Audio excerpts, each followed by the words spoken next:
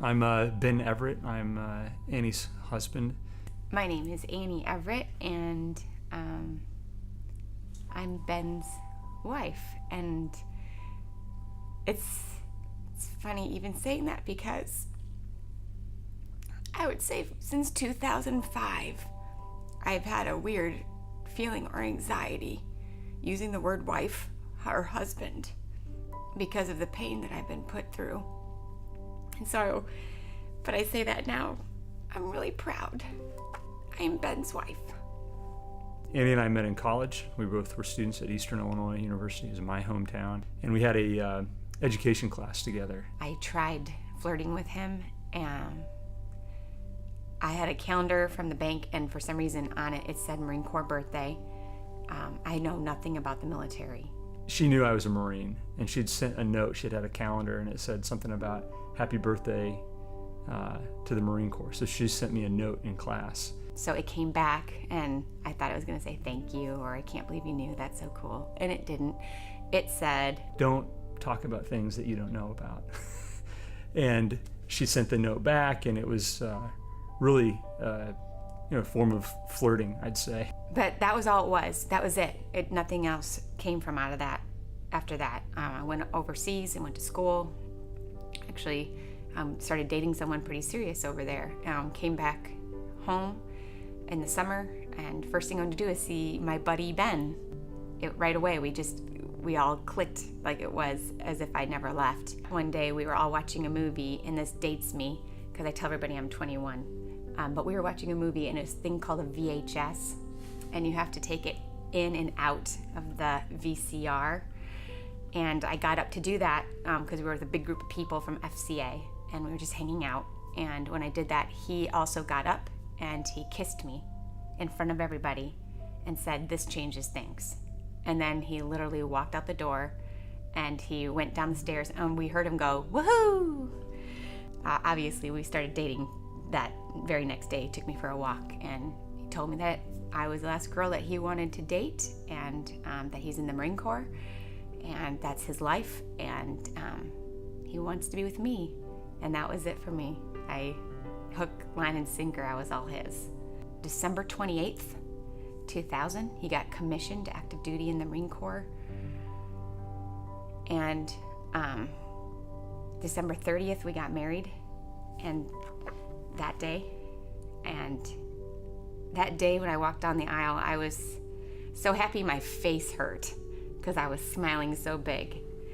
And I look at that picture now, and I realize something that I didn't know that day. It was that he got married 2 days before, and I had no idea that I just was the mistress. He married the Marine Corps. It was a big shift for us because Annie went from being the college girlfriend and fiance to being the wife of a Marine, and a young Marine, and a guy that was really figuring out what the Marine Corps was about and how to balance priorities and what is important. And I think we lost a lot of connection early on in our marriage. I can remember going through the gate in Quantico for the first time, and Annie and I are holding hands in the car. I'm getting ready to get my ID card out and return the salute of the Marine man in the gate, and I flung her hand away. And got all serious and straight and talking to this guy at the gate. And it was then that I realized that I might have gotten into something I didn't know what I was doing. And in my mind, it was just simply, hey, I've got responsibilities I have to do. But emotionally, that was one of the biggest rejections that Annie had ever had to deal with. So, a little thing like shaking a hand away, but it was so much bigger than that. There's a time in our life we did 5 deployments in a 7-year period. 2 kids were born during that time. Our son with cystic fibrosis. All of those deployments were considered combat deployments. So you're spending weeks and months at a time away from your family. As a young officer, a lot of responsibility. You're always thinking about the mission and the men. And Annie really was an afterthought. During this whole time, I'm struggling with a life-dominating sin. that she's really the only other person that knows about it. And she would call me out on it, and she'd pray for me, and she'd be very forgiving. But one night we were meant to be watching a family movie, and so the kids were on the couch, and Gareth made popcorn, and the movie was on pause, and we were supposed to be watching it together, and Ben wasn't there. And I told the kids, don't start the movie until Daddy gets here, and still Ben's not there. And it got to be like, really? Like, where are you? I called him out in a text message on where I thought he was and what he was doing. And I said, you know what? I'm done. And I meant it. I am done. I was tired of being tired, of struggling with the same thing and saying that I'll talk to people about this, I'll get help. Actually showed up at Refuge here at the church and humbled myself, and just gained such a sense of freedom through that, and got involved in that community, and guys in my small group, and people were talking about the counseling services that Mark Allen provided us. So I asked one night, and I broke down. It was in the hallway, and I've got tears running down my eye, and Mark, I don't know if my wife's going to show up, but can we do this? And here's the deal. We've effectively been separated for 2 years. Annie and I are not sharing the same room, live on different floors in the house, and by that time I physically moved out of the house. I wasn't living in the same house with my wife and my kids anymore. And the first session was pretty rough. We were on opposite sides of a very small room, but it was very much reflective of where we were in our relationship. She had been a rock and very supportive for years and years and years, but her heart had grown very hard. It had become a stone after 16 years. I learned one time about when you learn to drive that you have to always keep your hands on 10 and 2. And the reason that you need to do that is because your car doesn't go straight. It definitely goes a little bit off, just a little bit. So your hands are always meant to be on the wheel so that you can gently correct constantly those little 2 degrees. And I'm sure you've all done this. You take your hands off the wheels, right? But you realize like all of a sudden you're drifting into the other lane, and you grab it and you correct it over too hard. Or you don't correct it and you go off the road and you're in the ditch calling your insurance. Or you could be like me, where I just took my hands off the wheel that day, and 2 degrees became 4 degrees, and 4 degrees became 20 degrees. And the next thing you know, I had a heart of stone, and I didn't care at all. I was just looking for a way out at this point. Just give me one reason for me to go up and go be like, I am done with this marriage. But God wasn't going to let me get away with it that easy. It's like I was even asking myself, where is the hope in this? To sit in the office with both of them the first time, I was asking, where's the hope? This was out of my hands, totally. This one was clearly all up to God. There was no question about it. But it was funny because I would talk to God about some things, but not about everything. I'd be like, I'm not going to talk to you about that anymore, God. This is my thing now. And I'm going to do my life my way, because I'm pretty much done doing it your way. I gave it a good go. Thanks for the try. And now I'm going to do it my way. Someone said to me that you need to pray for him to soften your heart.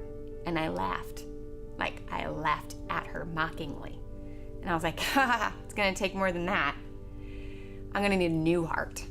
And of course, God in his humor I have an app where a verse comes up every day on my phone.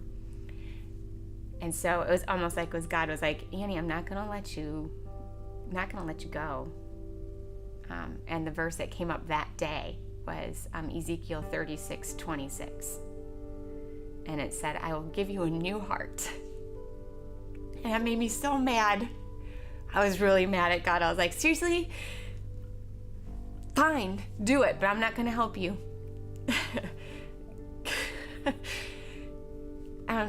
That just tells you how hard of a heart I had, that I was challenging God. Like, sure, let's see if you can give me a new heart. I'm not going to do anything about it. You're going to have to do all the work. And just so you know, God said challenge accepted. In our separation, I stayed in an apartment that was on the beach. And I'm doing some quiet time in the morning, and it's a practice that I never made a habit. And I really found that during this last 9 months from August on. It became a habit, and it changed the way that I started my day, and it changed not only my actions and my thought life, but just how I perceived the things that happened throughout the day. And one morning in particular, though, I'm having kind of a hard time. I was going through a study, and I just wasn't really kind of feeling the message that the author had. But I had this thought that came through my mind of, you know, a song I grew up with in the church I grew up with, which was "Holy, Holy, Holy, Lord God Almighty." In the ocean that morning, it was cloudy, there was a lot of fog, but the waves were they were gentle, but they were powerful, and they were moving through. And I sang through this song, not worried about if there were neighbors that could hear me or anybody on the beach. And I just had this sense of peace afterwards. And here I was trying to fix a problem, thinking, like, how do I show Anne that I have a tender heart for her? How do I earn or gain her affection again? And God was really speaking to me that, you know, those are all fine things, but the primary thing has to be God, and just acknowledging who He is, His power and His majesty, and the creation that was before me, and this song that calls out His attributes. And that evening I told her about that. I shared that. I said, hey, I had a rough morning. My quiet time wasn't going so well, but I sang this song, and this is it. And she gives me this look, and she says, I picked that same song from the hymnal this morning for Bible Study Fellowship. And Gareth went back into the hospital over Christmas, and while I was at the hospital, Ben said, hey, did you know that your mom comes every time Gareth's in the hospital so that I can be there to help you out? And I didn't say anything because we were on the phone, and I wanted to be like, yeah, that's why she always does it. And it was the first time where he was like, well, you shouldn't be there all the time. And he gave me like real breaks, like 2 to 3 days off from the hospital that time. It was the first time that he took a real effort of being there, giving me that respite that I needed.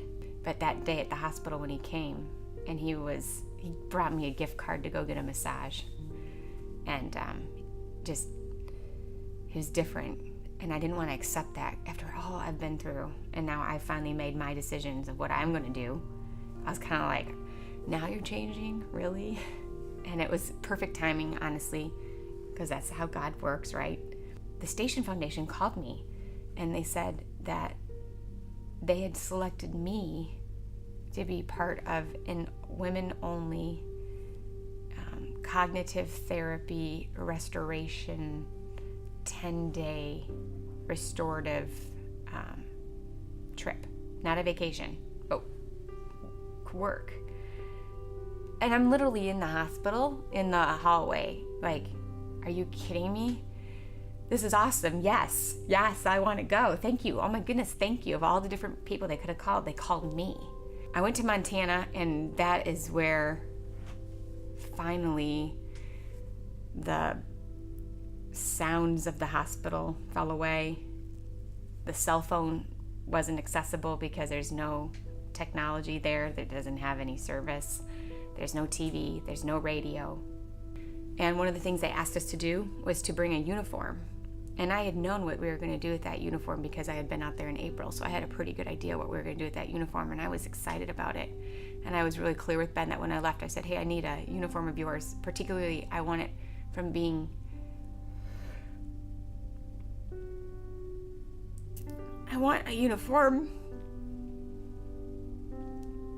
from 2003.